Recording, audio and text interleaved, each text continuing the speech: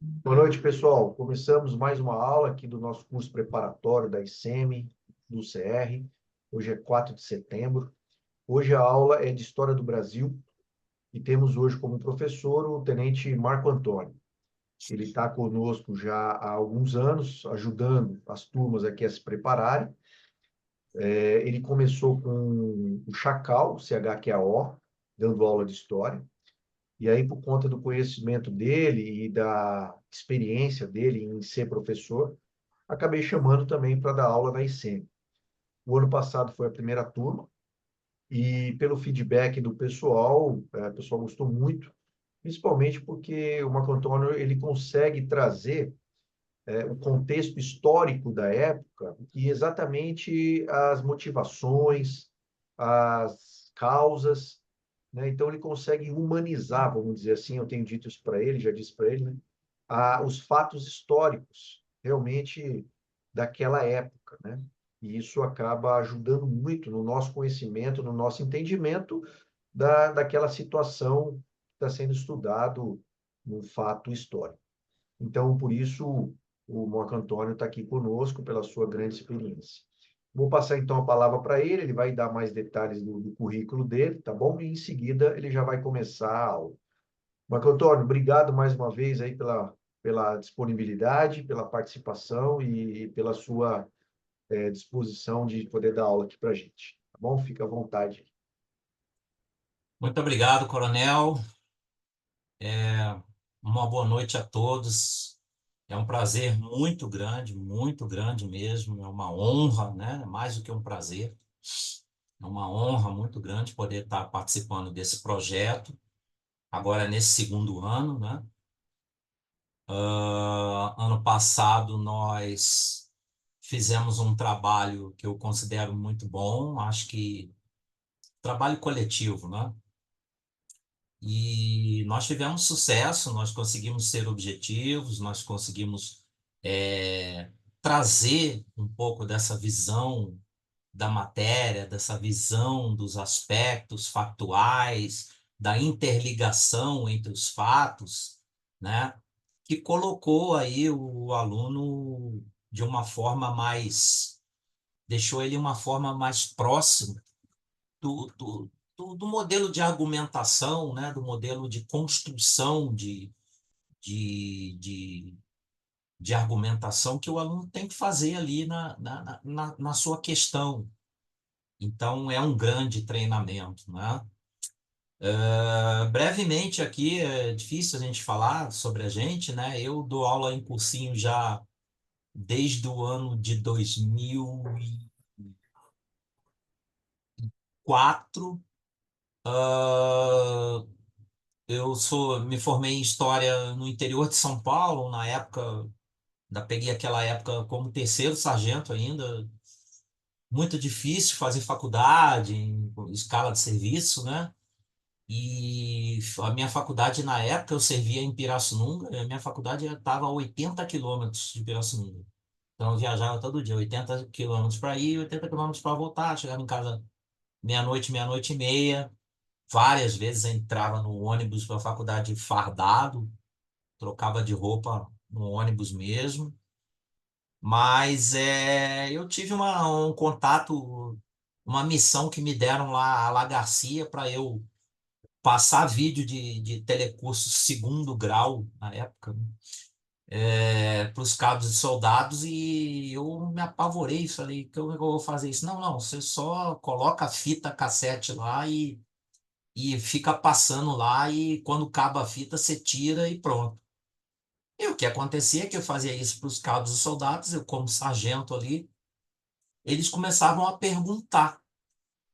E a gente, dentro dessa questão que a gente tem de não querer passar vergonha, de querer ter algo para poder responder, né? Isso me motivou e eu acabei me metendo com esse negócio de história de dar aula aí, que é como se fala em relação a pessoa que entra para cartéis e para máfia, né? Nunca mais ela sai disso.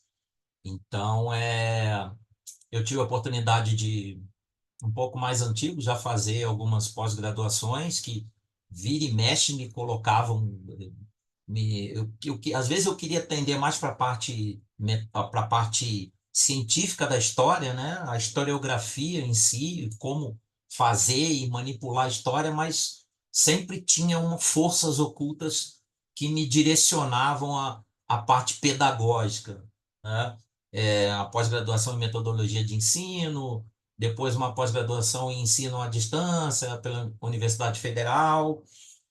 Então, assim, ao longo desses anos aí, sempre dando aula para cursinho, ESA, SpaceX, algumas vezes eu pegava, às vezes, alguma coisa meio particular para dar algum apoio a algum oficial que estava se preparando para a prova da ECM, alguns trabalhos que eu tive também a felicidade de fazer em assessoramento ao comandante, né?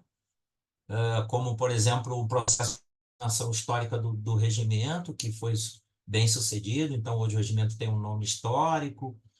Enfim, algumas coisas que foram profícuas, né?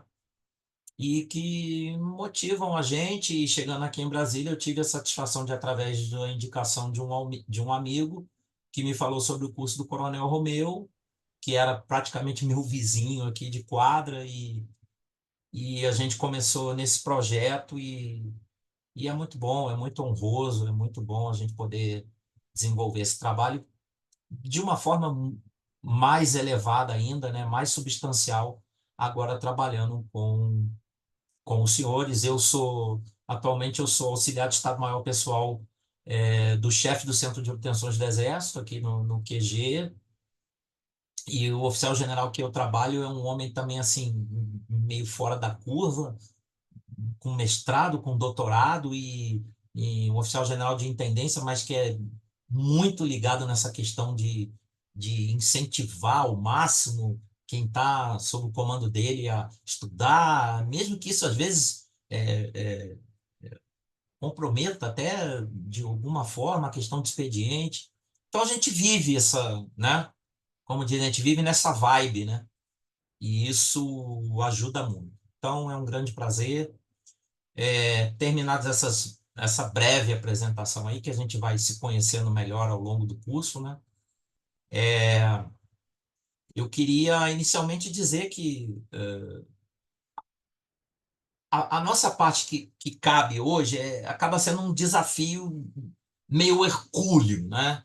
Ou seja, coisa de 350 páginas de qualquer um dos livros que a gente teria como referência aí, e eu já adianto que eu gosto da metodologia do Boris Fausto, tá? E dá para entender que ao longo do que a gente vê aí de provas anteriores, ao longo do que a gente vê nos PEPs anteriores, a gente vê que a própria banca, o pessoal que trabalha, acaba bebendo muito no modelo esquemático, na forma como o Boris Fausto ele discorre sobre o assunto. Tá, o Boris Fausto, num geral, ele tem uma, fugiu o termo aqui, ele tem um compromisso, não é esse o termo, mas ele, em ser bastante técnico, tá? É claro que todos desses historiadores que a gente trabalhar aí, e eu acho que, já até conversei com o Coronel Romeu a respeito, eu acho que a ECM deve repensar em mudar um pouco a biografia, porque hoje já temos historiadores que não tendem tanto para o modo marxista de ver a história, um modo que é um modo, né? É um modo, é uma vertente, mas não é a única. Muitas vezes eu acho que a ICM ela precisa aos poucos, né? Esse é um trabalho de formiga, né? Mas aos poucos e tentando mudar um pouco essa biografia, até mesmo para que a forma como as questões vão ser construídas, vão ser cobradas, e isso vai ser cobrado do aluno, possa se adaptar mais a uma visão mais madura de certos acontecimentos, a exemplo do que aconteceu, por exemplo, com a Guerra do Paraguai, né?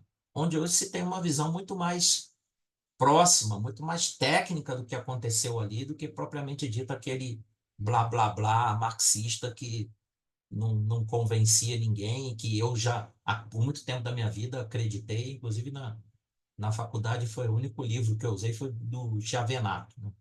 Genocídio Americano, Guerra do Paraguai. Então, enfim, senhores, o desafio era grande quando o coronel falou, né? Então, a gente vai tentar aqui fazer um apanhado, fazer um arrazoado, trazer aqui algumas coisas e baseado em quê? Eu queria já aproveitar hoje para colocar isso para os senhores, que é importante a gente ver que quando a gente pega o material anterior, de todos aquele material lá dos PEPs lá de 2013, 14, 15, 16, 17, então a gente vê que existe um modus em encarar os assuntos, em extrair da bibliografia assuntos e em construir, né, questões e estruturas argumentativas que são utilizadas como gabarito para a correção das provas. E nós não vamos aqui ser ingênuos de achar que toda equipe que a cada ano vai trabalhar com a banca, com a elaboração das questões, que essa equipe vai resetar a 2023, resete, a 2024 a gente vai começar do zero. Não. Então, existe um aproveitamento dessas estruturas. Tá? Não vamos aqui ser leviano e dizer a nível de Ctrl+C, Ctrl+V. Mas existe um aproveitamento. Isso é lícito, é benigno. E nós que vamos nos preparar para a próxima prova, temos que ter essa percepção de aproveitar muito do que essa estrutura. Então, é aquela coisa da gente ter uma percepção mais clara de qual é a cara desse concurso, né? Qual é a cara dessas questões? Qual é o enfoque? Então, a gente consegue perceber isso e a gente consegue, por exemplo, na elaboração dos slides para hoje, na elaboração essa estrutura argumentativa, que eu vou tentar, né? Vou tentar, não sei se eu vou conseguir, mas que eu vou pelo menos jogar aí, não é uma tempestade de ideias, é uma tromba d'água de ideias aí nessas 2 horas, mas a gente consegue identificar pontos convergentes e comuns, e que muito provavelmente vão ser aproveitados para as questões dos próximos anos. Então, é importante os senhores entenderem que eu, Marco Antônio, eu estou trabalhando dentro dessa linha e fiz isso ano passado e acho que tivemos sucesso, tá bom? Bom, então, o tempo é bem curto, né? A gente era para ser breve, mas a gente já come aí 1/4 de hora, né? Então, coronel, eu vou tentar aqui compartilhar aqui o slide. Eu sempre me enrolo aqui, então Ok. só vou pedir depois para os senhores me dizerem se, se estão visualizando. Excelente. Estamos vendo aqui, sim. A um passou para 2, né? Mudou. Isso. Agora, Isso. Ok. Ah. Então, senhores, basicamente a gente vai fazer aqui né, um compilado aqui de Brasil Colônia. Lembrando que para essa transição de 24 para 25, com as aulas do ano que vem, a gente vai ainda pensar algumas coisas referentes a esse conteúdo. E hoje nós decidimos ali, até por orientação do Coronel Romeu, de que nós tivéssemos um viés nessa estrutura que nós vamos apresentar. E o viés vai ser configuração territorial, vai ser tendência territorial, entendendo que oficiais de Estado-Maior, que um dia, que Deus permita que não, né, mas que um dia se defrontem com uma situação de conflito, de, de guerra propriamente dita, vão ser manipuladores, sim, de coisas velhas, manipuladores de estruturas psicossociais entre regiões fronteiriças, um entendimento de questões mal resolvidas em relação a fronteiras, no entendimento de questões mal resolvidas em relação a tratados estabelecidos, porque se nós nos envolvermos em algum conflito, o cenário na grande maioria das vezes, aponta para conflitos de fronteira, né? Que Deus permita que isso não aconteça. Mas então,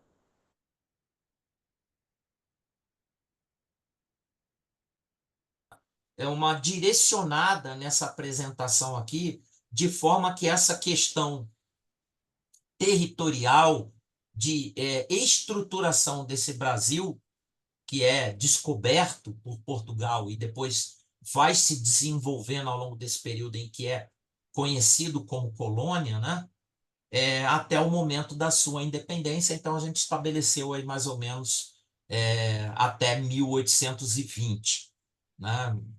Em termos de aí no limiar aí do que vai ser a independência oficial do Brasil, aonde ele vai passar a ter essa bandeira que está aqui, a minha retaguarda aqui, tá, senhores? Então, eu chamei aí de um universo teórico, né? Um universo teórico de discussão, aonde nós vamos aí fazer uma abordagem de um breve contexto anterior à União Ibérica. E por que a União Ibérica? A União Ibérica ela é o tendão de Aquiles da nossa sessão de hoje, tá? Porque com a União Ibérica realmente são abertas as portas, muitas portas, principalmente as portas para a configuração territorial atual e também as portas que um pouco mais à frente vão permitir a essa colônia logicamente, o transcurso do que está acontecendo no mundo naquele momento vão fazer com que essa colônia se torne independente e se torne aí o que a gente tem como nosso Brasil hoje, tá? Então a União Ibérica ela é o tendão de Aquiles. Então a gente fala brevemente no contexto anterior. Nesse ínterim a gente fala um pouco sobre a estrutura colonial, a estrutura da economia colonial, sobre as questões políticas e de forma paralela, né? Como que isso vai se dar no processo de ocupação desse território, que é um desafio muito grande, é o grande desafio, podemos dizer assim, inicial. Depois, essa questão da união das coroas, que vai dar essa janela de oportunidades muito grandes aí para que o território daquilo que até boa parte do tempo era algo mais litorâneo, né, se transforme numa extensão continental como a que nós temos hoje. Isso vai ser legitimado, organizado, trabalhado através de diplomacia, às vezes diplomacia pós-conflitos, como no caso, né, da questão da Cisplatina, ou na questão da Guerra da Tríplice Aliança, ali ao final do conflito, mas com tratados, né, que vão estar dando legitimação a essa estrutura territorial, e o momento em que nós temos essa estrutura colonial, esse modo de vida colonial com as suas estruturas básicas ruindo e fazendo com que tudo tendesse para uma situação de independência como Estado, né? E desse aí a questão de Dom Pedro I estar sendo aí o primeiro imperador já de um Brasil que, apesar de ainda muito ligado a Portugal, já era um Estado independente.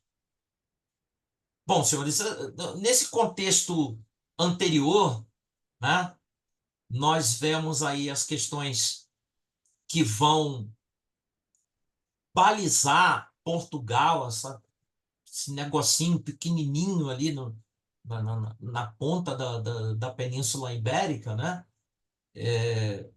Que por razões profundas, e a razão mais profunda, desculpa, mas tudo nos leva, né? E isso está sendo um motivo de revisitação na questão historiográfica mais atual, é que a questão religiosa, senhores, é realmente a maior motivadora. Ah, Portugal estava virado para o mar. Todo país que é litorâneo é virado para o mar, tá? É porque a escola de Sagres, certas tecnologias, elas havia uma integração, elas não eram estanques. Então, o maior motivação, o maior motivador foi sim a possibilidade que a Europa tinha de ruir perante a invasão islâmica,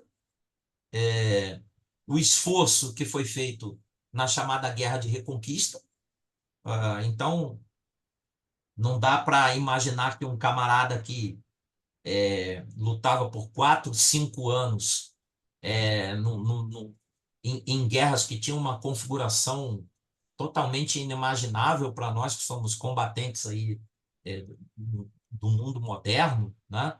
Imaginar que o cara fazia isso por qualquer coisa que não fosse acreditar naquilo que ele estava fazendo, tá? Então, a questão da, da defesa da fé católica, ela é fundamental para que nós possamos. Está impregnado em Portugal, na cultura portuguesa, na colonização do Brasil, na motivação das grandes navegações. É óbvio que existiam interesses comerciais. É óbvio que vai ter interesse comercial e financeiro. Impossível imaginar qualquer atividade humana hoje que não tenha. O nosso curso, o Coronel Romeu não está aqui para ganhar dinheiro, para ficar rico, mas ele precisa de um financeiro. Daqui a 200 anos, teve um curso, o curso Romeu, era um curso que existia só para um coronel ganhar dinheiro. Pô, é sério, tá? Então, assim, a gente tem que tentar se desvencilhar dessa forma embotada que, infelizmente, a gente sabe que a ótica marxista colocou muito na gente, né? Então, a gente tem que tentar entender que, sim, a guerra de reconquista, a defesa da fé católica, foi que lançou, né, sobremaneira Portugal e a Espanha, que eram os dois baluartes da fé católica naquele momento, uma vez que a Inglaterra tinha outras questões religiosas que depois acabaram desembocando no anglicanismo.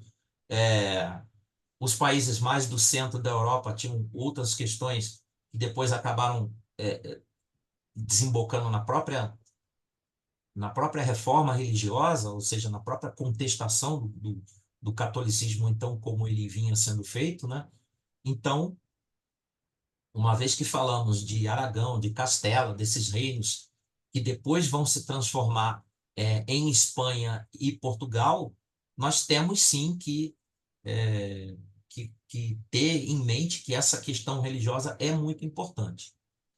Em seguida, dada a proeminência de Portugal e Espanha, aquela divisão, né, entre os dois grandes, mais ou menos como ocorria com Rússia e Estados Unidos, né? O espaço era deles na década de 60, na década de 70. Então a gente faz um paralelo aí entre Espanha e Portugal, que estavam realmente desenvolvendo uma tecnologia que era uma tecnologia de uma forma regular, né? Mas os fenícios tiveram no Rio de Janeiro. Tiveram, ok.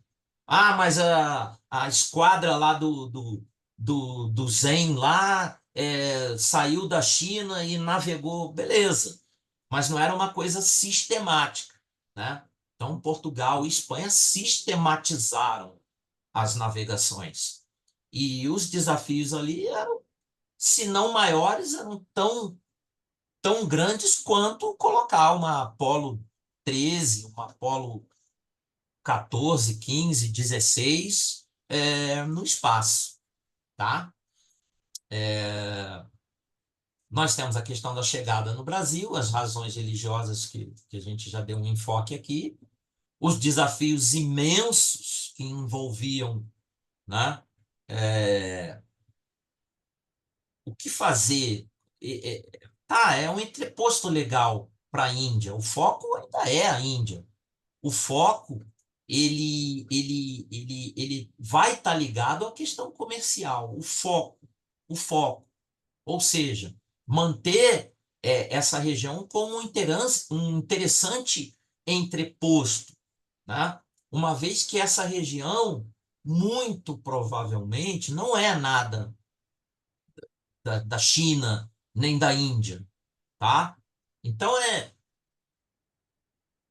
é muito complicado a gente ficar com esse blá blá blá de descoberta acidental, uma vez que um breve aprofundamento em cima do que havia de cartografia naquele momento, um breve aprofundamento do que existe de conversa entre pessoas ligadas à coroa espanhola ou pessoas ligadas à coroa portuguesa, para a gente entender que eles tinham plena noção de que havia alguma coisa entre o continente asiático e a Europa, tá? E era a América, e provavelmente seria um continente, tá?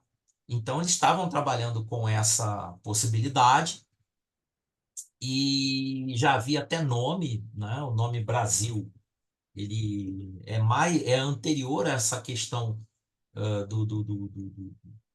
efetivamente, né?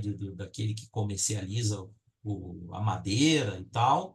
Mas, enfim, o desafio era muito grande, porque tudo que se relacionasse à questão de você tomar posse. E isso é muito importante naquele momento. Diferente de a gente imaginar o interesse de um Estado hoje. O interesse de um Estado hoje, ele passa por outras questões. Mas naquela época, a questão da posse de território era muito importante, inclusive para que você pudesse garantir mais pessoas que estivessem na mesma ótica religiosa, na mesma visão de mundo, tá? É, até que essa onda, né, de iluminismo, de contestação, de valorização da razão, de valorização do homem, que iria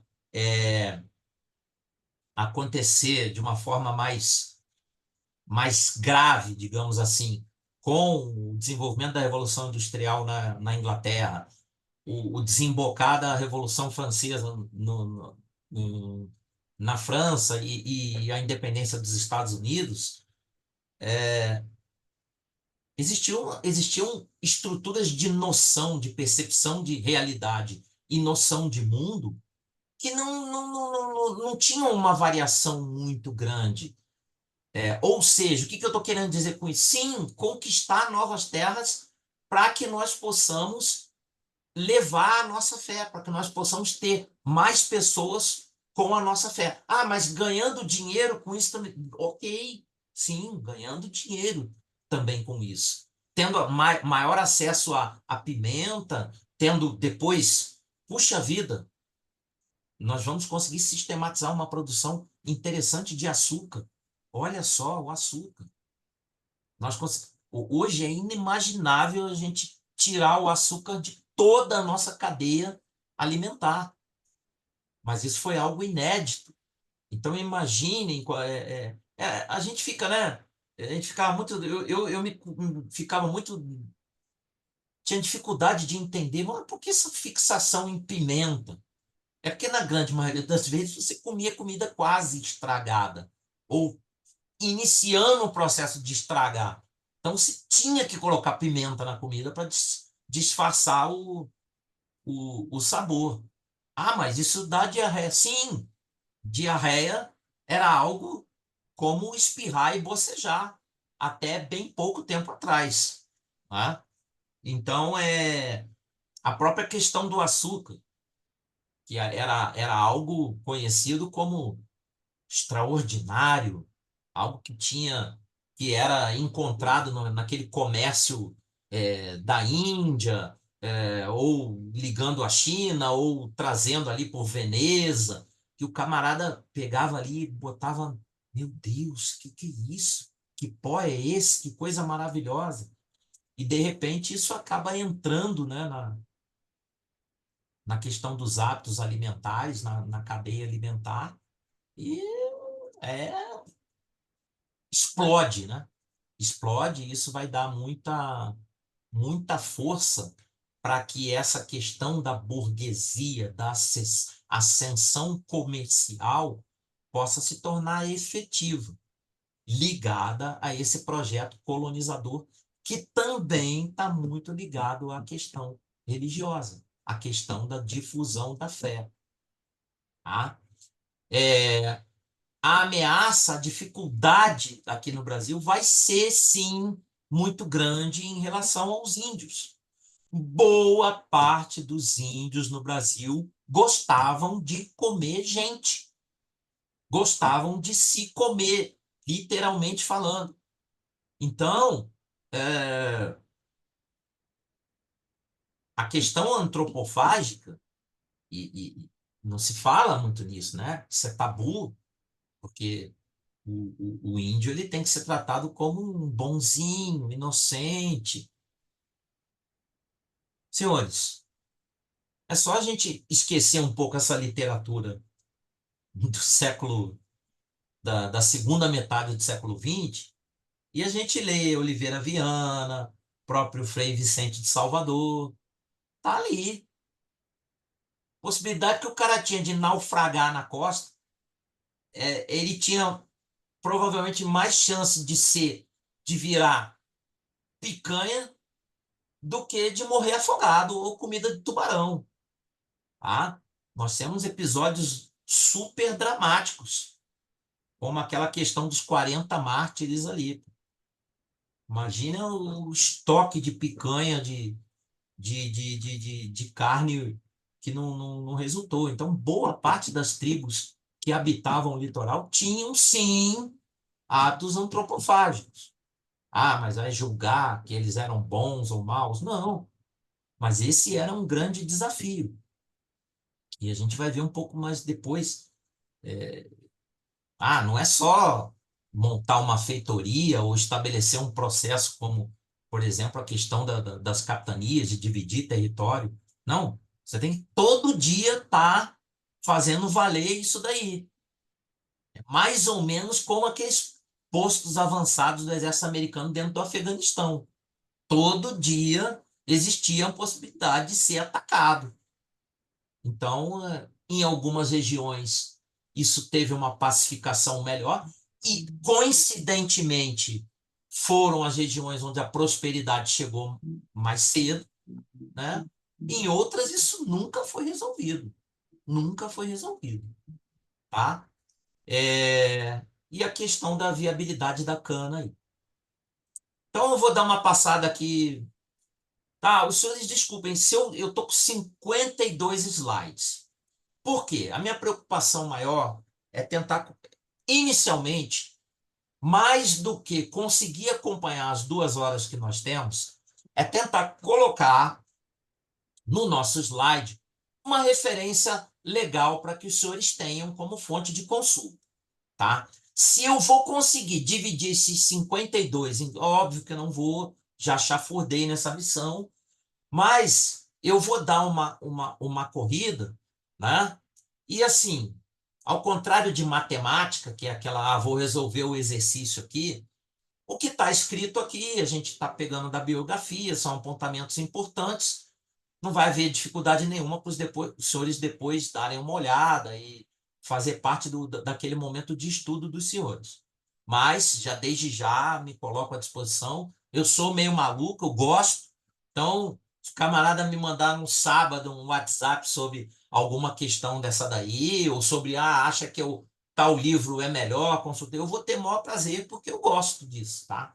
Não é, não é obrigação, nem jamais vai me incomodar. É algo que eu gosto muito. Então, senhores, vou dar uma diagonal aqui, um TVG aqui, e a gente vai tentando acompanhar essa estrutura. A cana e o gado, né, eles vão se desenvolver como atividades cíclicas. É importante a gente observar isso. Eles vão ter momentos em que a sua grandeza vai ficar mais circunscrita. A gente vai ter mais aquela coisa de boom e decadência. Às vezes vai se repetir, não vai voltar a ser como foi, mas a gente vai ter essa questão cíclica. Lembrando que essa questão de ciclo do pau-brasil, ciclo digamos assim, posso falar com segurança, sem nenhum melindre com os senhores, acaba sendo uma bobeira, né? E daquelas bobeiras que a gente tem para facilitar a forma de ensinar, de colocar isso para o aluno das primeiras séries ali, mas depois a gente vê que nunca foi assim, nunca foi estanque, nunca foi só a cana, né? Óbvio que inicialmente a atividade ela vai se circunscrever à fundação de estabelecimento de feitorias. E logo que você está estabelecendo as feitorias, você já vê, opa, tem madeira de tinta aqui. E essa madeira de tinta, o pau-brasil, ele não dá como as madeiras, as árvores são isoladas. Então você consegue derrubar algumas e depois que você estabelece alguma relação com os índios, aonde é possível, em alguns lugares nunca foi possível, em alguns lugares foi bem possível, né? Você consegue utilizar do know-how deles justamente para poder estar extraindo essa madeira. E aí depois você começa bom, você precisa do boi para poder fazer a movimentação do maquinário. Mas, pô, a terra é boa. É boa a terra? No geral a terra é boa. Pô, a gente começou a mexer com cana em ilhas do Atlântico. E aí, vai dar aqui? Traz alguma coisa. Então, o Martim Afonso, que era um cara muito estruturado, não é à toa que ele, com São Vicente, e o Duarte Coelho, com Pernambuco, vão ser os caras que vão vir montado, vão vir estruturado, vão vir com grana, vão vir com gente bacana, com gente decidida, são as que vão prosperar. É claro que vai haver uma questão de, por exemplo, no caso de São Vicente, você vai ter uma oportunidade de integração com os indígenas daquela região ali de São Paulo, infinitamente melhor do que, por exemplo, você vai ter no Rio de Janeiro. No Rio de Janeiro e norte do Rio de Janeiro, os índios vão ser tão tranqueira que aqueles que você consegue colocar sob certo controle, na primeira oportunidade que eles tiverem de passar para o lado francês, eles vão fazê-lo sem nenhum melindre. E isso vai gerar aí as dificuldades que vão acabar resultando na fundação, estabelecimento do Rio de Janeiro como uma cidade possível, tá? E que viria, por ironia, né? Depois vinha a ser aí a capital do próprio da colônia e depois a do império. Então é importante a gente entender que, ok, dá para plantar, então vamos tentar trazer a cana. Pô, mas a cana com boi não rola. Então o que a gente tem que fazer? Bom, então a gente tem que aprofundar mais, interiorizar mais. E aí você vai aprofundando mais para estabelecer uma sistemática maior, uma área maior para poder cultuar a cana. E o que você tem que fazer com o boi? Você tem que espalhar ele mais. E isso vai gerando um processo em que o gado, sempre como subsidiário, né, mas já acaba se expandindo, encontrando condições, né, de terra, de solo, que vão fazer com que o gado também consiga prosperar, em algumas regiões mais, outras menos, né? E sobremaneira também acompanhando essa questão da cana, que não é só cana. Então tem que plantar ali a subsistência. Então vai sim haver uma economia de subsistência, não é só plantation. Inclusive, eu achei interessante, não tinha me atentado para uma crítica que o Boris Fausto faz ali no meio do seu capítulo ali ao próprio Caio Prado Júnior, né, que é aquele autor da Formação Econômica do Brasil, que é aquela questão de que tudo, exatamente tudo, a disposição dos planetas, dos astros, é tudo relacionada à questão entre opressores e oprimidos. Então, o Boris Fausto, perdão, ele faz uma crítica a essa questão de se dizer que tudo era plantation no Brasil, ou seja, tudo era monocultura agroexportadora. Não, não. A dinamização de culturas, né, a sistematização que foi dinamizada de culturas, por exemplo, como a da cana, ela obrigava que se estabelecesse um mercado, né, e uma cultura de subsistência considerável. Comparável a, por exemplo, a dos colonos ingleses nas 13 colônias que dariam aos Estados Unidos? Não, não. Até porque as razões, as motivações, elas são diferentes. Elas estão também muito ligadas à questão religiosa, mas elas são diferentes. Então, a gente precisa ter esse entendimento, né? Eu foquei aqui que a cultura da cana foi fundamental para o empreendimento da colonização, e isso especialmente nos séculos 16 e 17, né?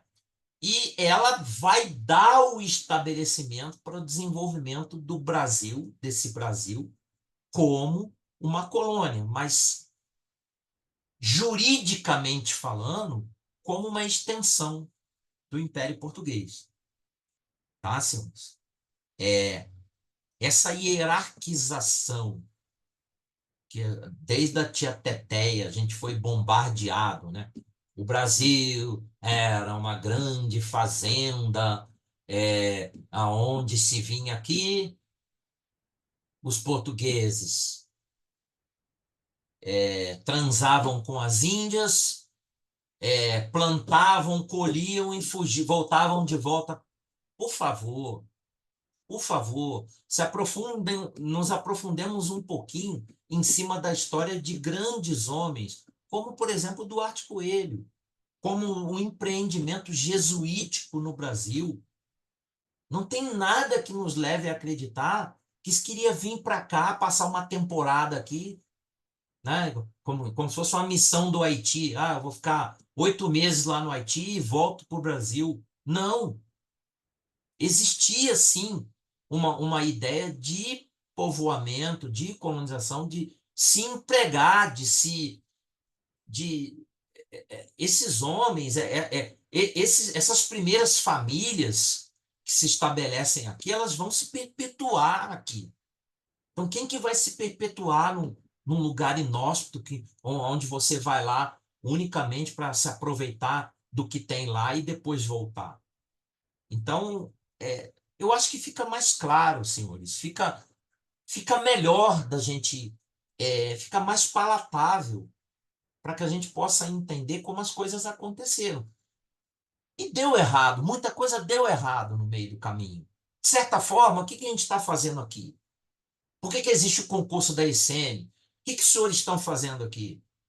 A gente está tendo uma preparação intelectual para tentar entender melhor o nosso país. E a gente chega a um ponto de entender que, pô, né, igual eu vi num vídeo essa semana, Brasil e Estados Unidos, mais ou menos o mesmo tamanho, mais ou menos a mesma idade. Vai ser inteligível para a gente, porque algumas coisas deram errado. Nem tudo. Houve sucesso nessa aventura. Nós conseguimos manter uma configuração, isso é o grande objetivo da nossa aula, enxergar isso. Conseguimos manter uma boa configuração territorial. Isso nos dá riqueza hoje. Nos dá riqueza. Goiás não tem nada a ver. O que Goiás tem a ver com o Rio Grande do Sul? O que Paraíba tem a ver com a Amazônia? E é tudo nosso. Então, isso é algo que deu certo, que deu muito certo. Mas algumas coisas não deram. Como, por exemplo, a forma como nós estruturamos as nossas instituições. Não preciso dizer, né? Porque a gente pode dizer hoje que não deu certo. A forma como nós construímos a nossa visão de cidadania, a forma como nós nos entendemos. Ah, por que ficar comparando? Ok, é um barema interessante os Estados Unidos. É óbvio que não é perfeito, óbvio. Não existe perfeição, só no paraíso, para quem acredita. Mas os Estados Unidos é um barema interessante para que nós possamos fazer esse comparativo.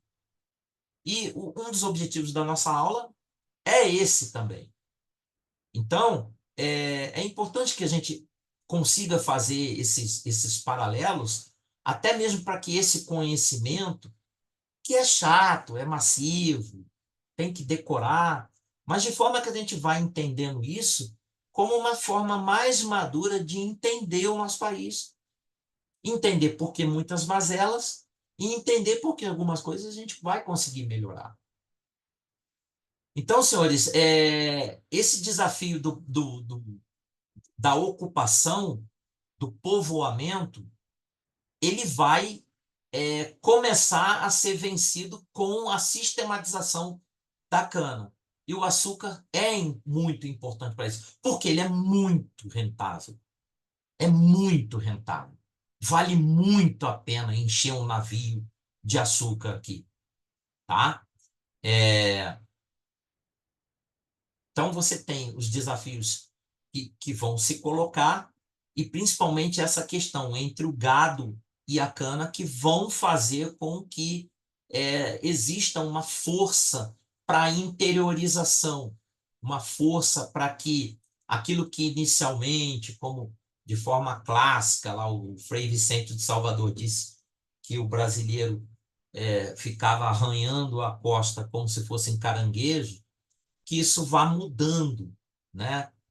E principalmente no Nordeste, principalmente no que sai do Nordeste e interioriza, do que sai da costa do Nordeste e interioriza, do que sai ali, digamos, da Bahia e chega até Minas Gerais, nós vamos sim ter essa questão do gado muito importante para a gente entender essa configuração, né?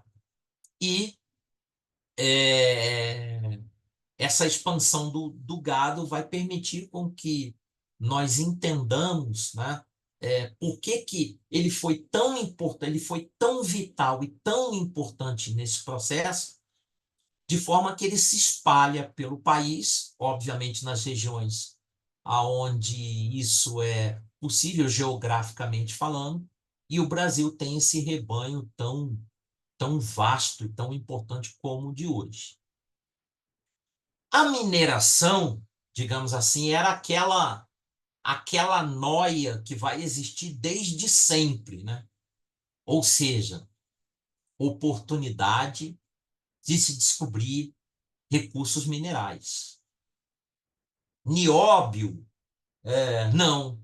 Aqueles que eram super, hiper valorizados naquela época, basicamente ouro e prata. E já havia toda uma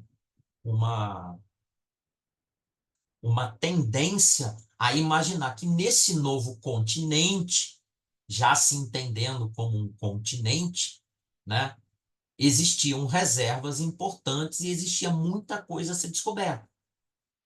Só que a gente vê que isso não vai acontecer conforme planejado.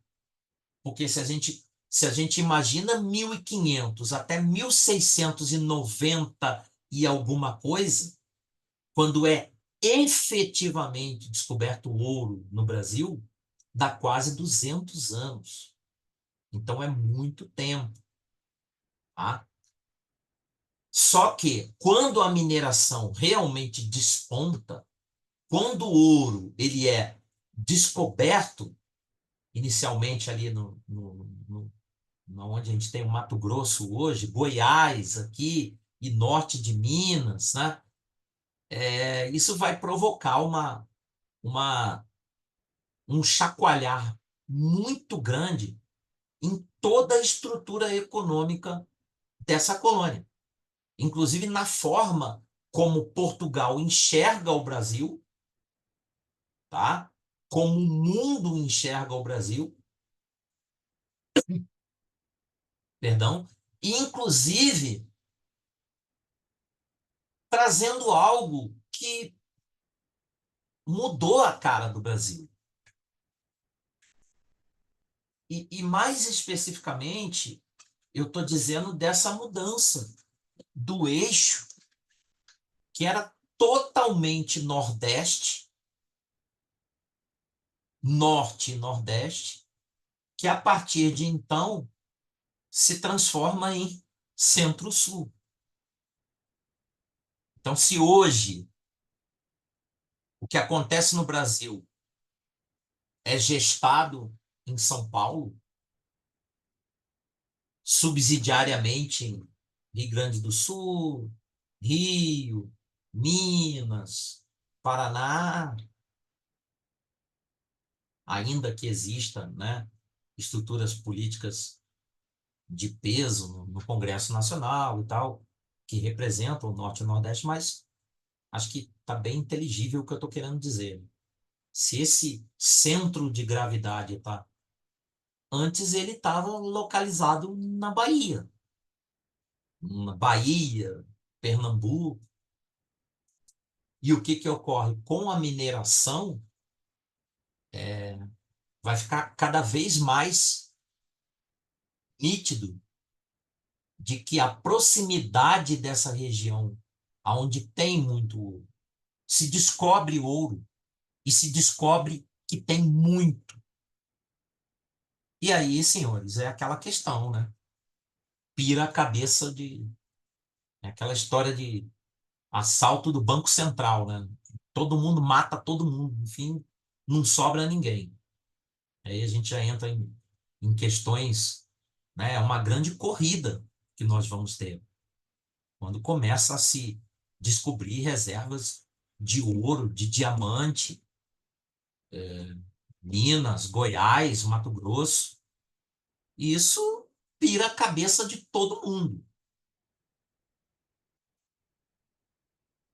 e vai provocar essa mudança no- na questão, na questão colonial suficiente para que a capital seja finalmente mudada, né? Em 1763, mudou a capital para Salvador. Desculpa, senhor, está errado aqui, tá? Mudou a capital, reunificando a colônia num estado só e mudando a capital para o Rio de Janeiro, em 1763, tá? Depois eu corrijo.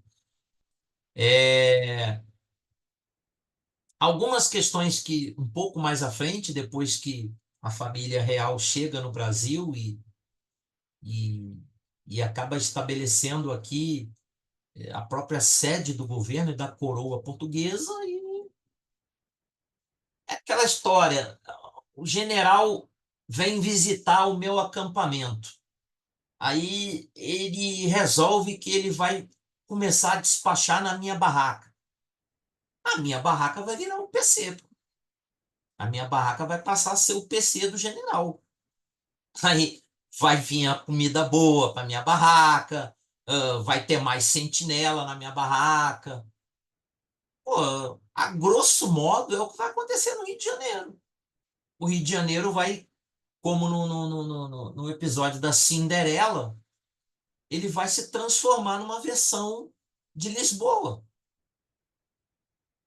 E é legal a gente ir no Rio de Janeiro, claro, com um colete à prova de balas, roupa antibomba e tal, mas quem tiver a oportunidade de fazer um breve passeio ali no centro do Rio, e temos que ir logo antes que o centro do Rio se transforme em uma região desabitada, né? Infelizmente, a gente está vendo isso daí acontecer.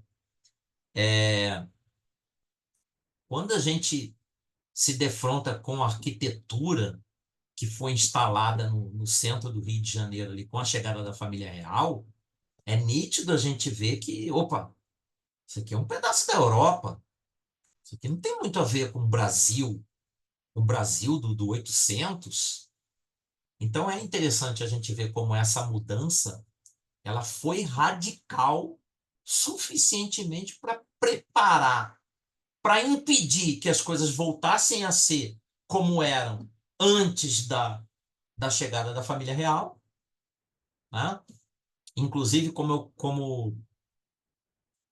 eu coloco aqui, né? Porque mesmo depois que aquela febre de independências acaba havendo uma reação das casas reais europeias através da Santa Aliança, mas no caso do Brasil, não tem muito como se fazer isso, até mesmo porque Dom João oficializa, transformando o Brasil num pedaço de Portugal, como se Portugal fosse. Não é subsidiário, não, não. Como se Portugal fosse.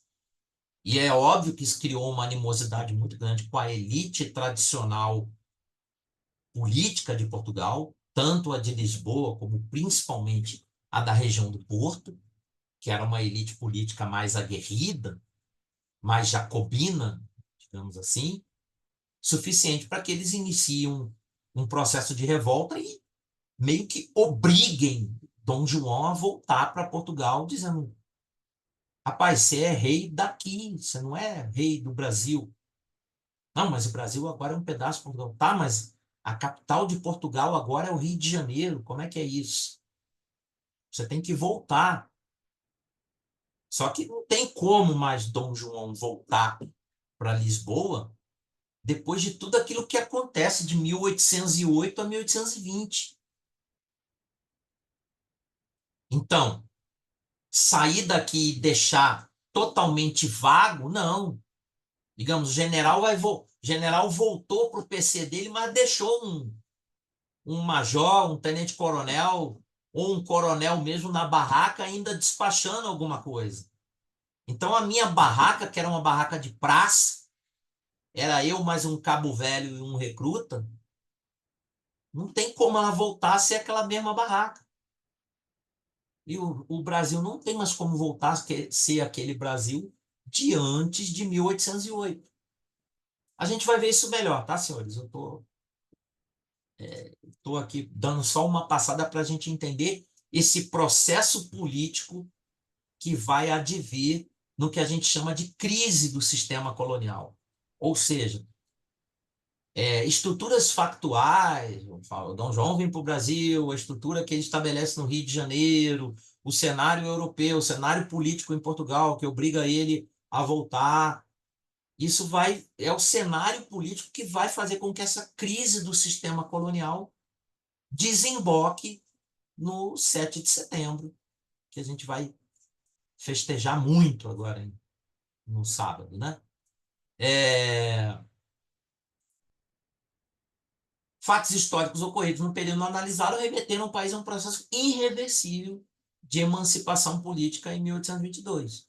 Isso que acontece do Dom João vir para o Brasil vai ser assim uma atacada perfeita para que se preserve a Casa de Bragança. E, senhores, a preservação de uma casa real é algo que para a gente é uma bobeira, coisa de filme, coisa. Era muito visceral para eles, né? Nessa concepção, nessa percepção de realidade de mundo.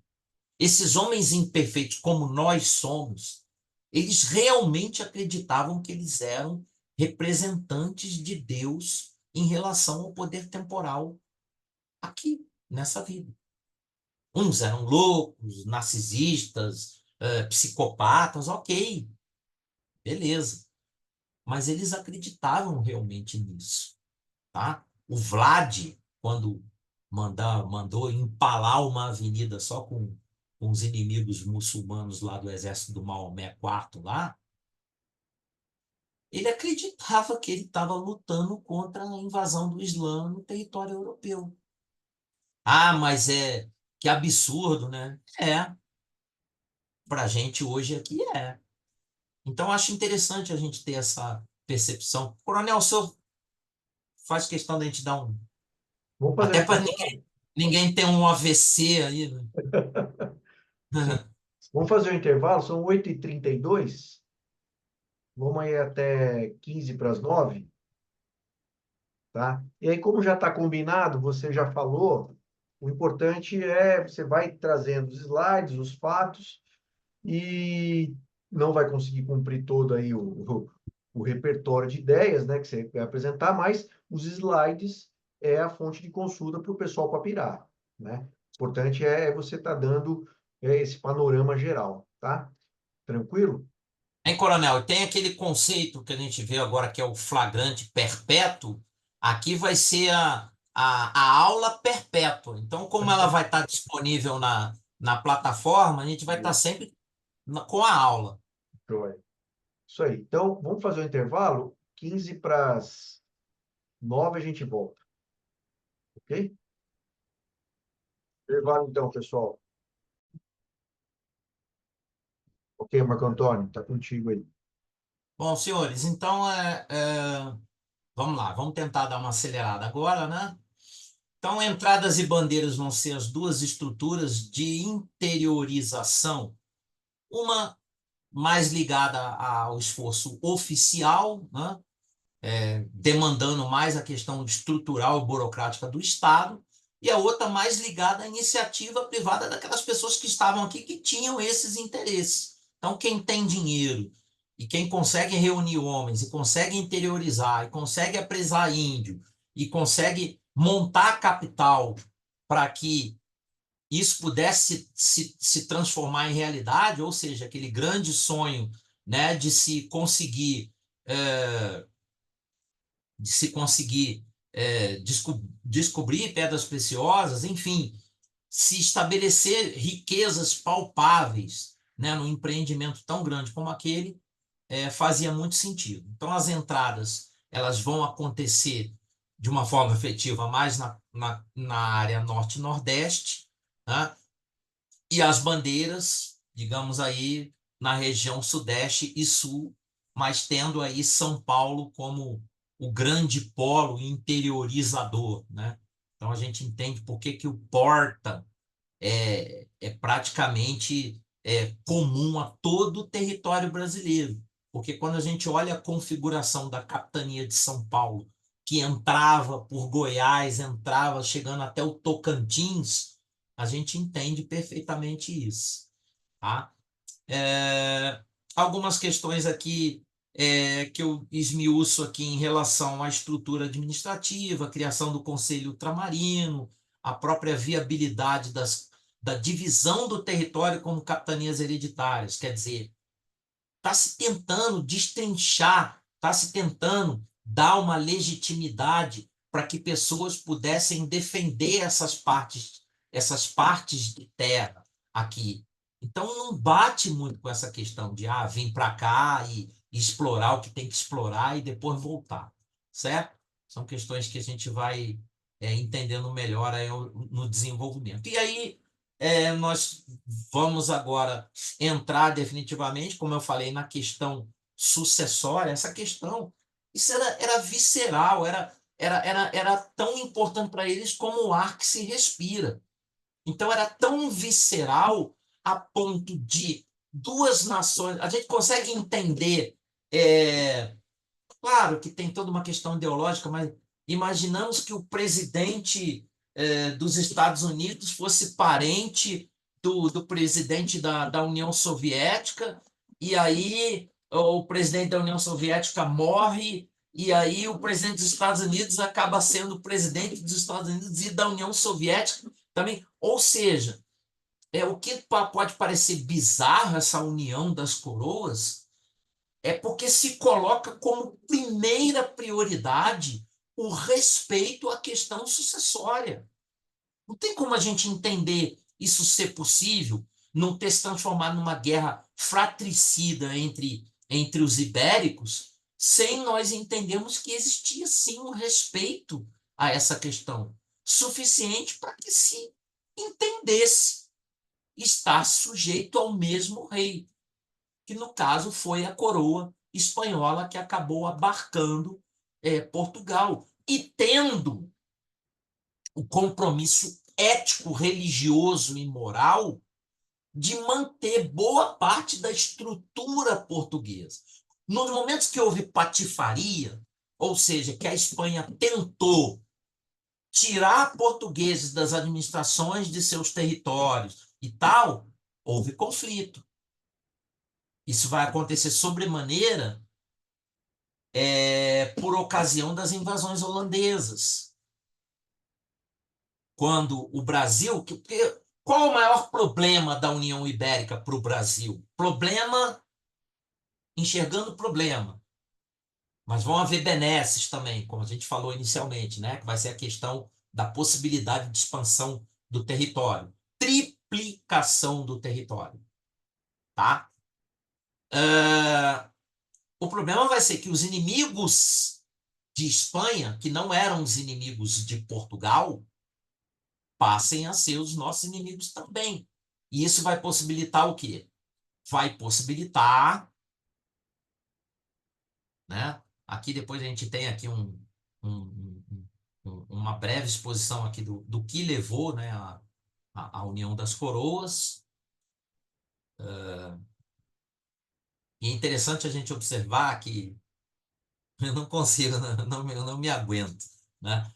A gente aprendeu que não, porque o rei Dom Sebastião ele estava combatendo, era a imposição da fé católica no continente africano. Ora, por favor, o rei Dom Sebastião combateu com o exército português aliado ao exército de Maomé, a um exército islâmico. E ambos estavam combatendo o sultão, o Abd al-Malek. Então era uma guerra política, né? E nessa daí, a gente imagina, a gente vai correr, a gente vai para a praia nas férias e vai tentar correr a gente de sunga. Você vai tentar correr na praia. Quando bate a onda, a gente já vê a dificuldade que é. Imagina o camarada com espada, escudo, com aquela vestimenta, com estrutura de metal. E o Dom Sebastião, ele se escrafedeu, né, num desses combates, e isso acabou gerando até uma questão mítica a respeito do, né, porque o Dom Sebastião conseguiu ser um rei que tinha uma aceitação, uma respeitabilidade de fazer inveja a qualquer líder dos tempos modernos, né? Então, depois a gente dá uma olhada com mais calma a respeito dessas questões. E voltando aqui a falar, o Brasil vai herdar esses inimigos, né, que eram os inimigos da Espanha. Então, principalmente a questão da Holanda. Vou chegar aqui. Ok. Né? É, e essa questão da Holanda vai fazer com que a Holanda, representada, óbvio, por um empreendimento capitalista que é a Companhia das Índias Ocidentais, visualize a oportunidade de se apoderar de uma área imensa, que vai ser boa parte do Nordeste do Brasil, e permaneça por um longo tempo, né, dominando essa área. Acho que eu coloquei um mapa aqui. Não, não coloquei. Tá, mas a gente tem acesso aí depois para a gente ver do que vai até quase o Maranhão e até chegando ali perto da fronteira com a Bahia, e que vai, né, gerar aí um processo de assentamento dos holandeses no Nordeste brasileiro tão grande que, por um momento, Portugal vai se conformar. Acabou. Game over. O Nordeste estava perdido. Portugal não tinha grana, nem pessoal, nem força, nem moral para poder retomar aquela área. E aí sim entram questões importantes, principalmente a questão religiosa, a questão econômica também. Mas a questão religiosa é que o Nordeste, que está sendo colonizado dentro de uma estrutura católica, de repente sofre a invasão de homens que são rebeldes, rebeldes no aspecto religioso, que são protestantes. Ah, mas o Maurício, a tia Teteia contava para gente que o Maurício de Nassau fez até o aerotrem em Recife. Nossa, Recife, nossa, não é tanto, senhores, não é tanto, tá? Essa estrutura que existiu, uma estrutura urbanística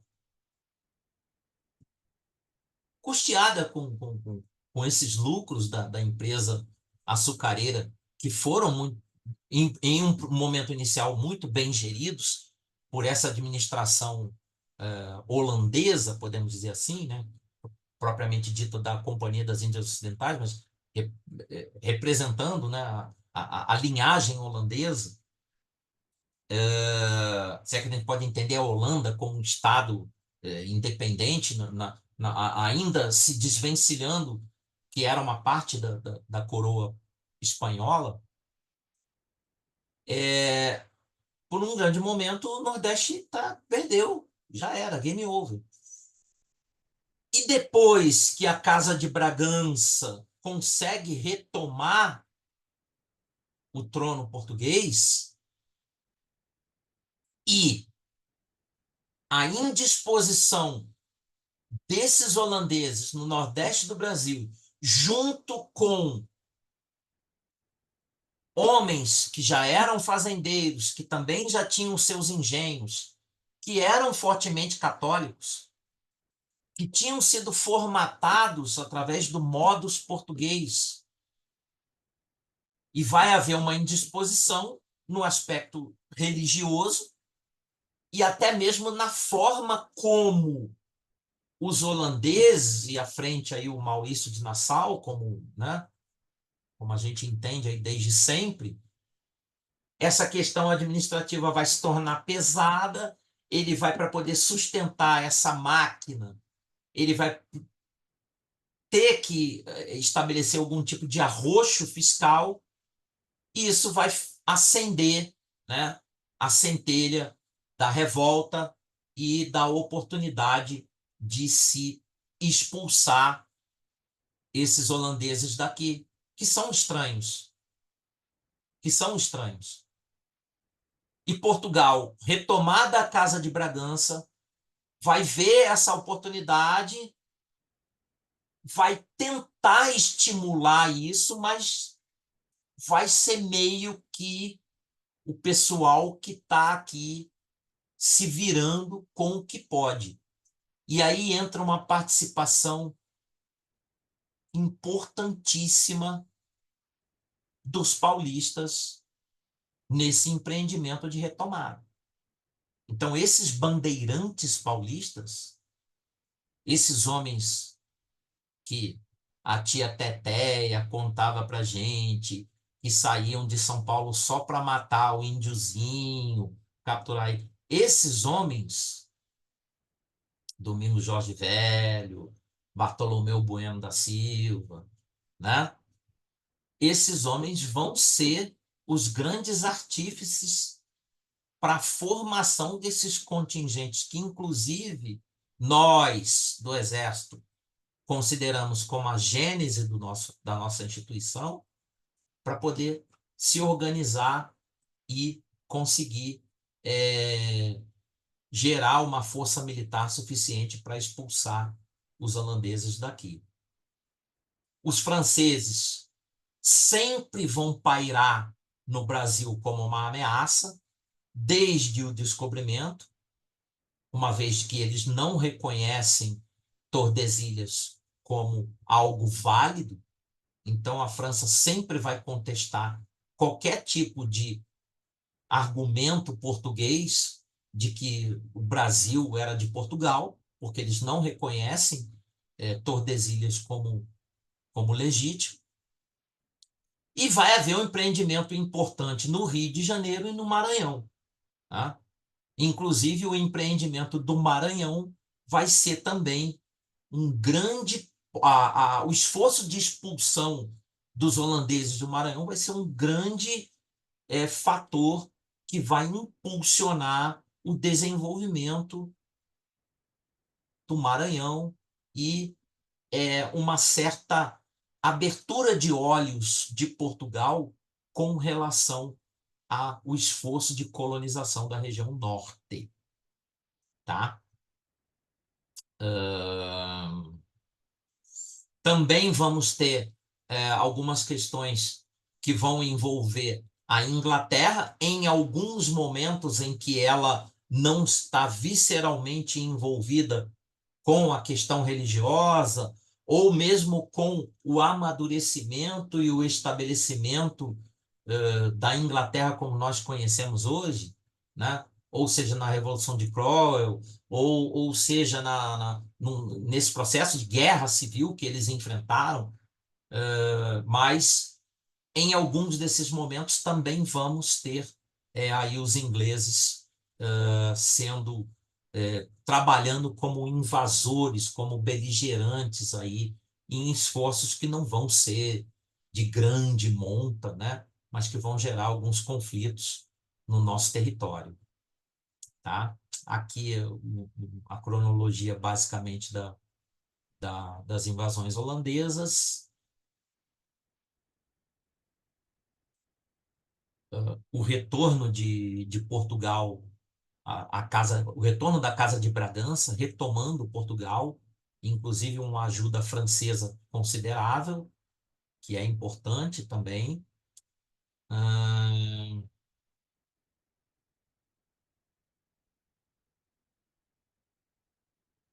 Bom, então é óbvio que quando você gera um esforço, e eu falei aqui que os bandeirantes, quer dizer, são os paulistas atuando, os paulistas que já tinham desbravado boa parte do território, atuando no Nordeste para expulsar um invasor holandês em nome da coroa portuguesa.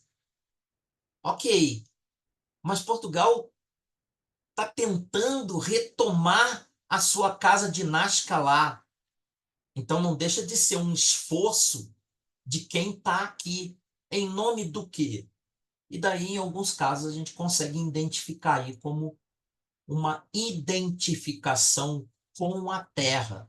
É mais uma identificação com quem está aqui do que propriamente dito uma defesa da possessão da coroa portuguesa. Então, a gente pode detectar aqui um sentimento de natividade, uma identificação. E aí, no nosso caso, para historiografia oficial, para a visão, para a ótica historiográfica do Exército, que é importantíssima para os senhores, ou seja, a maneira como o Exército se enxerga no contexto da história do Brasil, e o Exército é o principal ator político da história do Brasil, principal ator institucional, né? Principal ator institucional político da história do Brasil.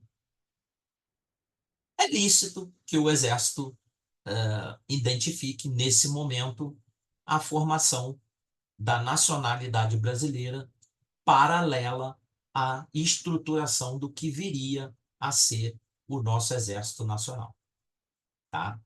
Então, até eu coloco aqui, o enfraquecimento da estrutura de ocupação da América do Sul, logicamente, vai permitir que essas sementes germinem na independência dos países de colonização espanhola, o que vai acontecer de uma forma segmentada e mais particularizada no caso da América Espanhola, e vai acontecer de uma forma bem particular, principalmente em relação à ação de homens como Dom Pedro I, e um pouco mais atrás, o pai dele, o Dom João, e até mais tardiamente com a ação efetiva de Dom Pedro II, permitindo com que essa esperada fragmentação desse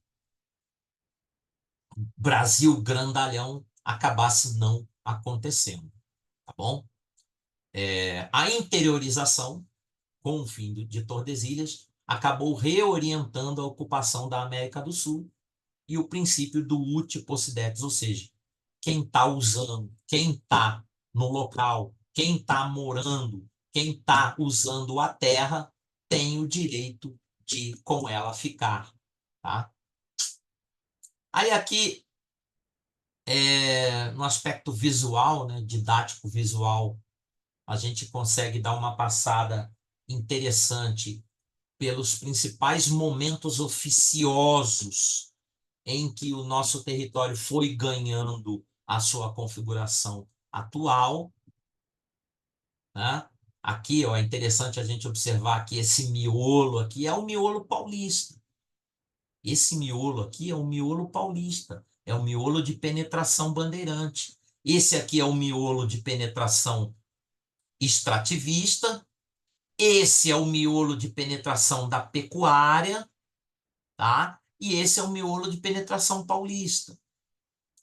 Então, em 1680, apoiado muito aí com o dinheiro de comerciantes do Rio de Janeiro, e já entendendo essa região, a região do Prata, como uma região importantíssima para o estabelecimento de comércio, de interiorização para a América Espanhola e um local de fluxo intenso comercial, os portugueses fundam a colônia de Sacramento, numa região que ainda era zona cinza.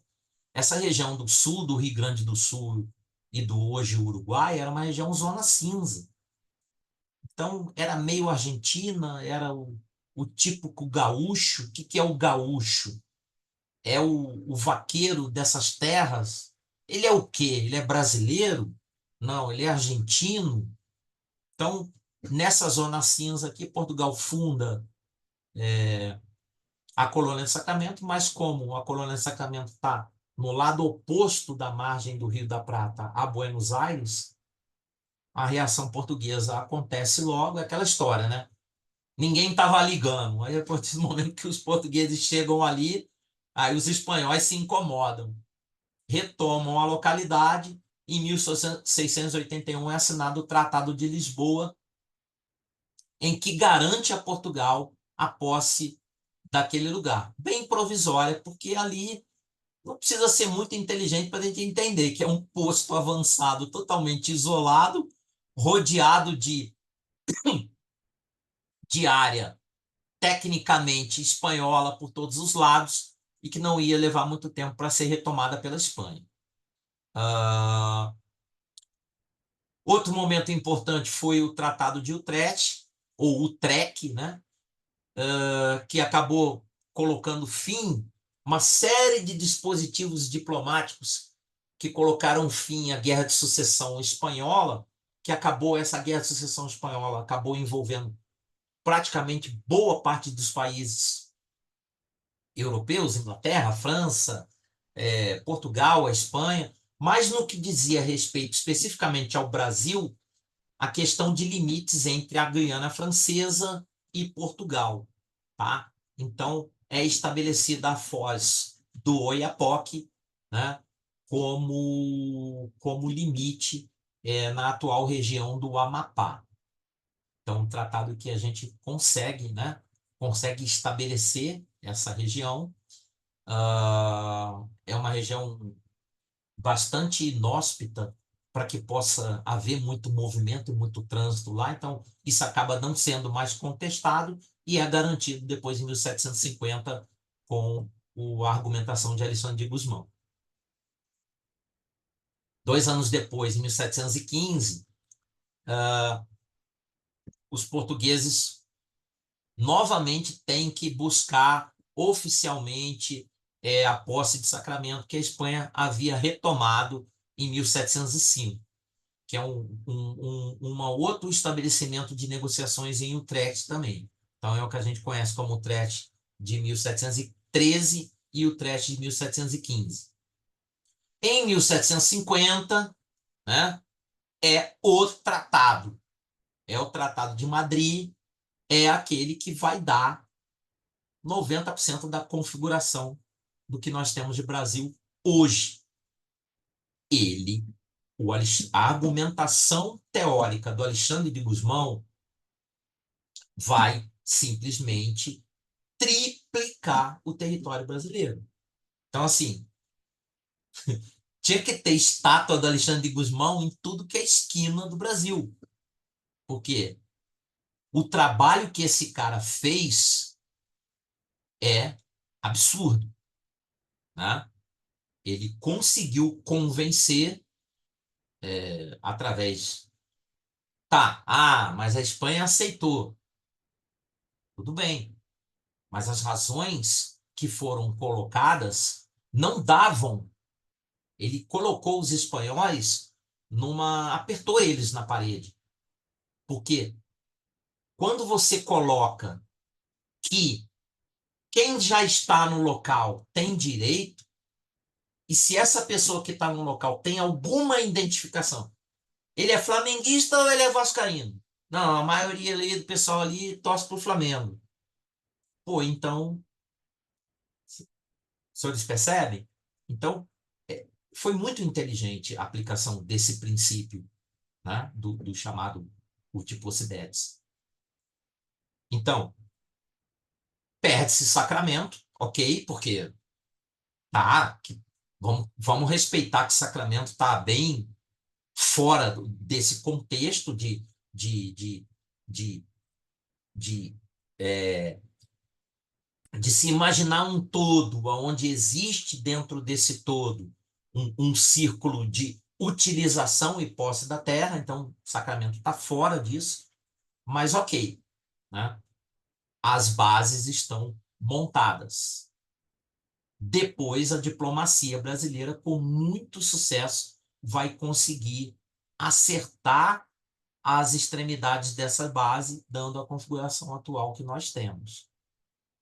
Então, em 1761, a gente tem o Tratado de El Pardo, aonde, né, aí você começa com aquele jogo da região de Sete Povos das Missões, que envolve a participação dos jesuítas, a participação religiosa na colonização do Brasil.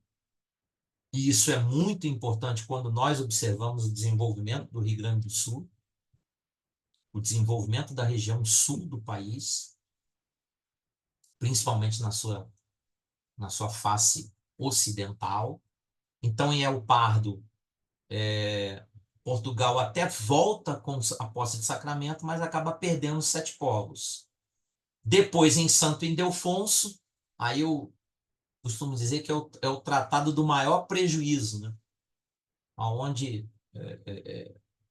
Portugal perde Sete Povos e Sacramento em definitivo. Nunca mais o Brasil vai ter a região.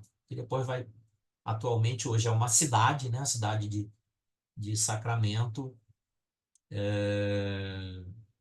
no Uruguai. Não tive a oportunidade de visitar, mas é um lugar interessante, assim, que é histórico, né? Muito histórico. Enfim, em Badajoz, essa região acaba sendo praticamente definida. Sete povos voltam para Portugal, tá?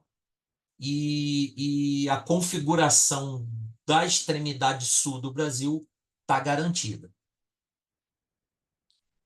Com a vinda da família real para o Brasil, a questão da Carlota Joaquina, a ligação dela com os espanhóis, o Dom João anexa a chamada Banda Oriental, criando a província cisplatina e criando um problema geopolítico imenso com a Argentina, né? Então, a província cisplatina, que é o Uruguai, vai se transformar em mais uma província brasileira. Isso vai provocar a Guerra da Cisplatina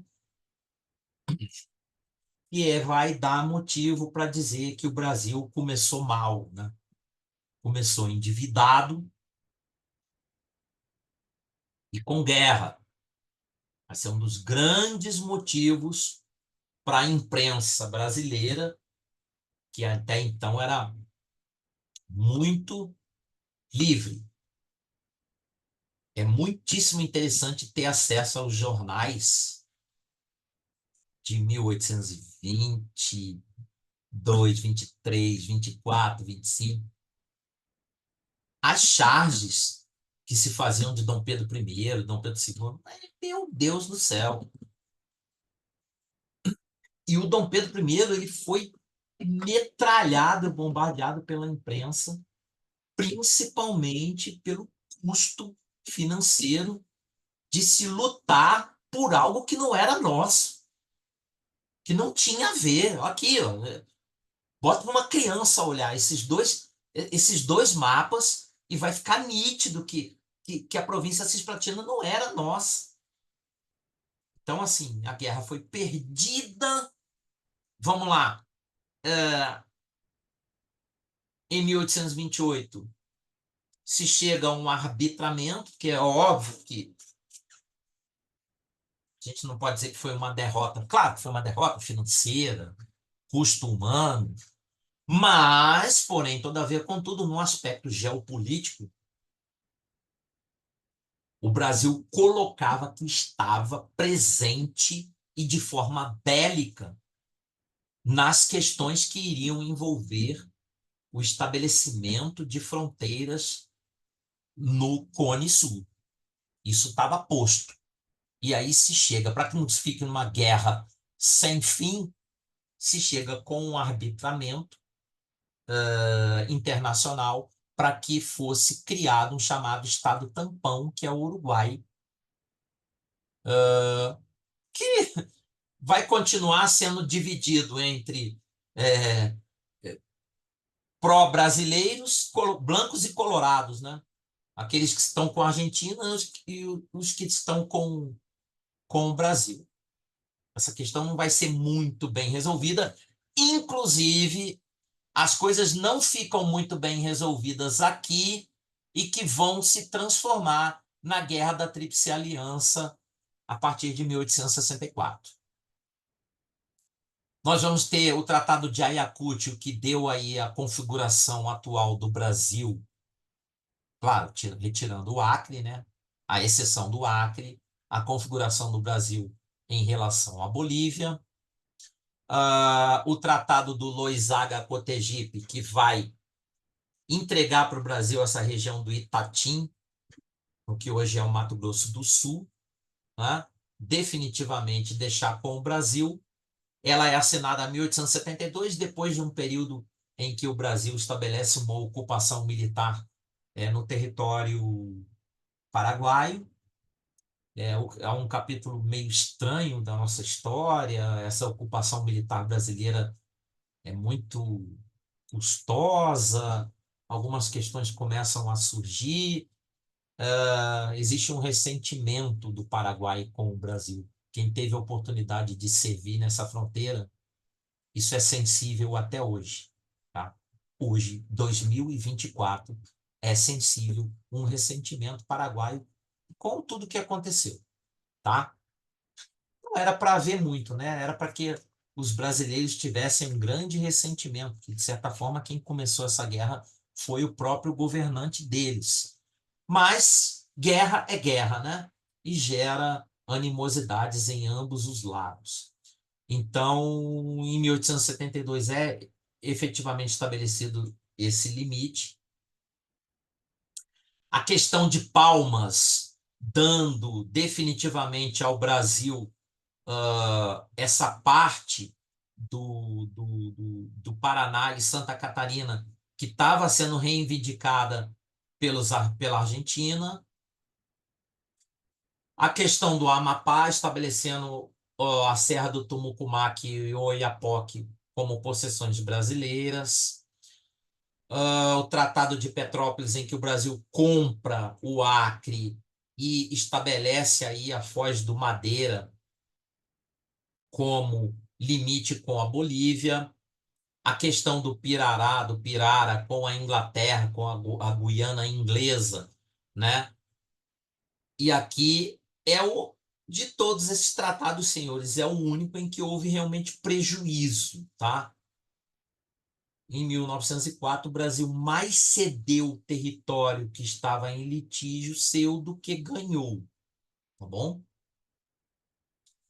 O Tratado de Bogotá com a Colômbia, dando ao Brasil a região da Cabeça do Cachorro.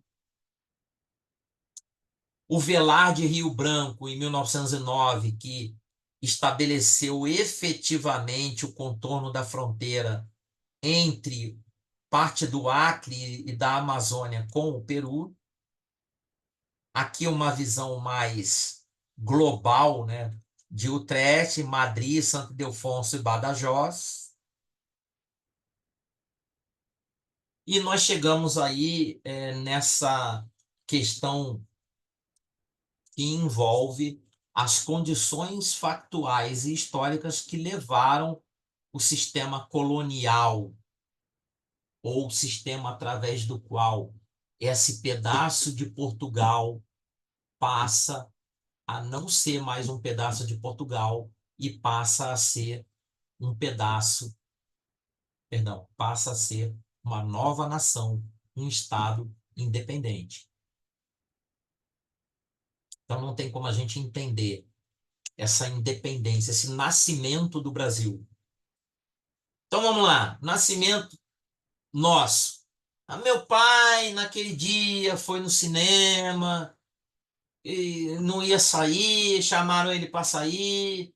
Aí, naquele dia, ele conheceu minha mãe na fila do cinema, para eu poder entender como é que eu nasci, né? Então, a gente começa aqui, tá? Primeiro, Napoleão, que provoca um barata-voa muito grande na Europa. Já tinha ocorrido um barata-voa, que foi a Revolução Francesa.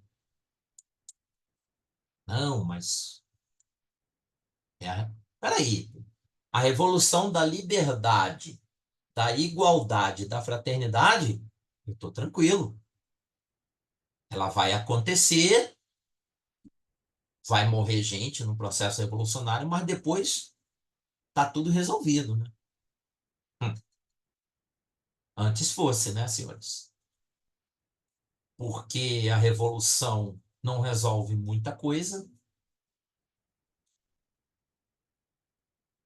O Estado francês acaba entrando em processo de autofagia, ou seja, os revolucionários matam todo mundo e começam a se matar entre si, e nesse caos que é instalado, surge a figura, no momento de caos, homens decididos fazem a diferença, né? Quando a gente olha superficialmente a ascensão de Napoleão, a gente entende como ele faz a diferença naquele momento. Napoleão toma boa parte da Europa, vai ter a resistência, principalmente comandada pela Inglaterra, que é quem vai ter condições de fazer essa resistência. E no caso português, o gordo comedor de coxinha, como a Rede Globo quer que a gente entenda Dom João, né, vai ter uma das manobras diplomáticas mais eficazes, como eu falei anteriormente, tanto para salvar a casa dinástica e a coroa portuguesa, como, né, para fazer com que Portugal pudesse preservar o seu império, as suas possessões, e ao fim, a derrota de Napoleão pudesse depois retornar para Portugal. Claro que com a ameaça das cortes portuguesas, mas deixando no Brasil uma estrutura tão modificada que não consegue mais retornar ao seu ponto inicial, e aquela frase clássica do Dom João dizendo, ó, se é para eu sair daqui e deixar o Brasil na mão de aproveitadores, que seja na tua mão, meu filho. E a gente para de entender o Dom Pedro I como um cara que conhecia todas as zonas do Baixo Meretrício do Rio de Janeiro, como um grande homem. Então, vai perguntar lá em Portugal quem foi Dom Pedro IV. Qual é a visão que os portugueses têm de Dom Pedro IV? Foi alguém que lutou visceralmente para salvar o Estado português no momento de convulsão, no momento em que ele se sente traído pela ação do Dom Miguel. Então, Dom Pedro I fica no Brasil e, entrando em conflito com essa nova revolução que acontece em Lisboa e no Porto, que vai fazer com que o Dom João se submeta, inclusive, a uma constituição, mas que obrigam de forma categórica ao Dom Pedro a retornar imediatamente para Portugal. Isso não é mais possível, até porque ele tinha possibilidades, inclusive, de ser preso, né? Por ter atentado contra as cortes, por ter se recusado a... E daí a questão de se imaginar um projeto. O Dom Pedro, ele imagina um projeto de império. Só, senhores, que o Dom Pedro ele vai entender que no Brasil tudo é um pouco mais complicado, né? Quando a gente observa os 2, 3, 4 primeiros anos do reinado de Dom Pedro e o que começa a acontecer em seguida, a gente entende que ele se frustrou. A ideia que ele tinha do que ele ia fazer no Brasil, de como ia ser esse Brasil dos Bragança, foi pro buraco. E ele vai tentar levar isso até o momento em que ele já desengana. Isso vai fazer com que a questão dinástica em Portugal se agrava, o pai morre e ele vai ter um sentimento de que é responsável por salvar, percebe? Salvar a sua casa real. E ele volta para Portugal, abrindo mão do trono brasileiro.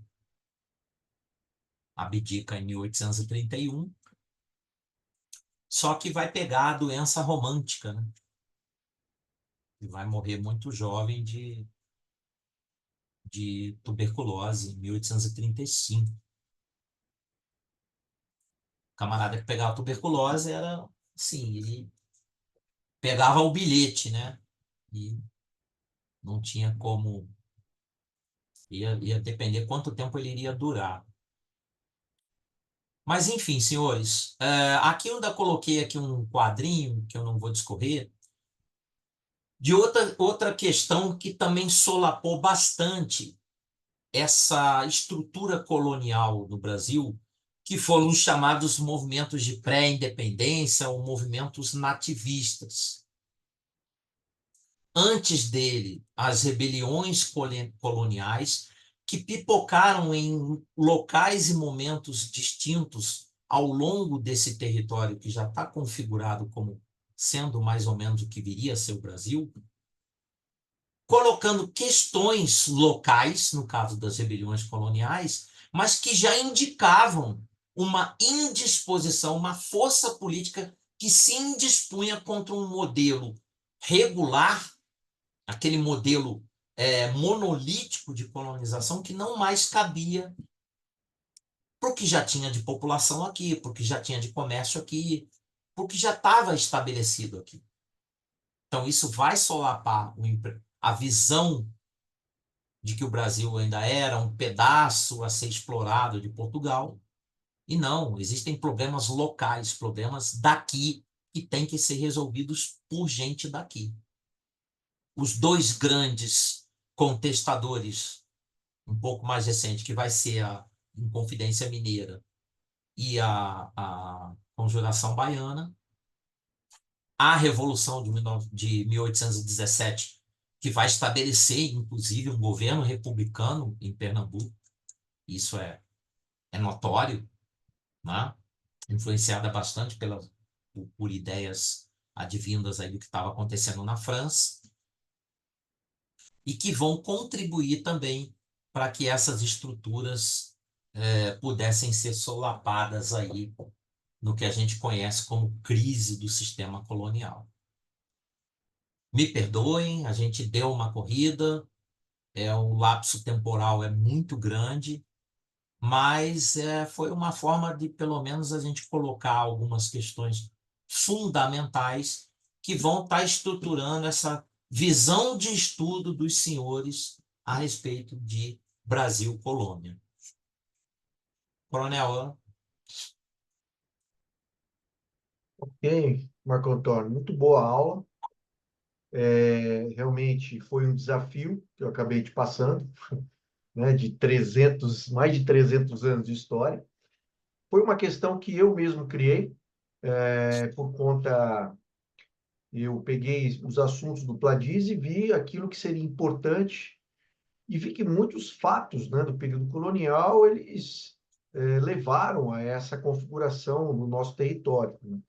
Inclusive essas guerras que você mostrou logo após a independência, né, que quiseram também se separar do país, também fazem parte, porque ah, você acabar com a rebelião, acabar com esse conflito, você permanece com aquele território, né?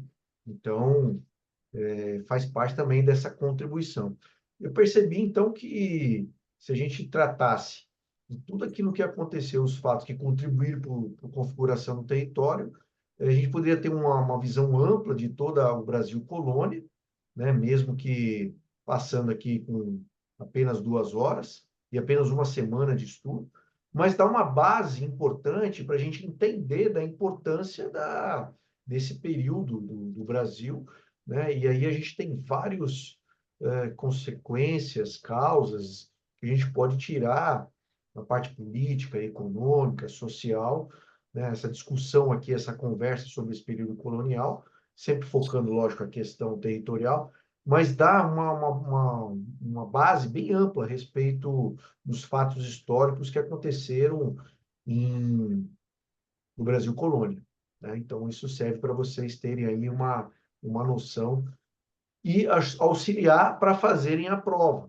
né? Lembrando, então, a prova, a tarefa dessa semana, eu vou abrir lá amanhã, a gente vai juntar o que aprendeu na metodologia, que é interpretar, esquematizar uma servidão a apresentar, junto com esse conteúdo que vocês tiveram agora de história. Tá? Então, a tarefa vai ser disso, para a gente estar construindo conhecimento aos poucos, nesse sentido, usando a metodologia e o conteúdo de história. Tá bom, pessoal? Então, agradeço aí o Marco Antônio. Antes disso, alguém quer fazer alguma pergunta? retirar alguma dúvida de um fato específico ou de modo de caráter geral. Então, assim, pessoal, os dados que o Marco Antônio passou, os slides que depois a gente vai disponibilizar, é mais do que suficiente para vocês estudarem e fazerem a tarefa, tá? Não quero agora, nesse momento, querer se aprofundar no assunto, mas porque é aquele negócio, você vai querer dar um pique de 100 metros numa corrida de maratona, você não vai conseguir terminar. Então, dá uma olhada, vê os fatos e faz a tarefa, tá? Com tranquilidade. E vai acumulando conhecimento para que a gente chegue lá no final de abril do ano que vem, e vocês estejam preparados para fazer o concurso. Ok? Então, essa é a recomendação de estudar agora com tranquilidade. Uma pergunta? Tranquilo? Marco Antônio, obrigado, então, pela sua preparação, pelo todo o tempo de estudo, né? Eu conversei contigo já tem aí uns 15 dias, né? Umas 2 semanas, você tem que estar preparando essa aula. Os slides depois o Marco Antônio vai me passar e eu vou colocar para vocês lá no Moodle, tá bom? E a gente fica aí combinado que semana que vem a gente retorna, na terça-feira, e com a nossa aula de método. Lembrando que no início da aula de terça-feira vai ter uma intervenção da psicóloga Elaine. Ela tem um projeto aí especial para vocês, uma terapia, para ajudar a enfrentar essa ansiedade do concurso, tá bom? Marco Antônio, muito obrigado. Muito obrigado. Forte abraço. Fiquem com Deus todos. Vamos estudar que a gente vai vencer. É isso aí. Pessoal, boa noite, então. Até semana que vem. Bom estudo a todos.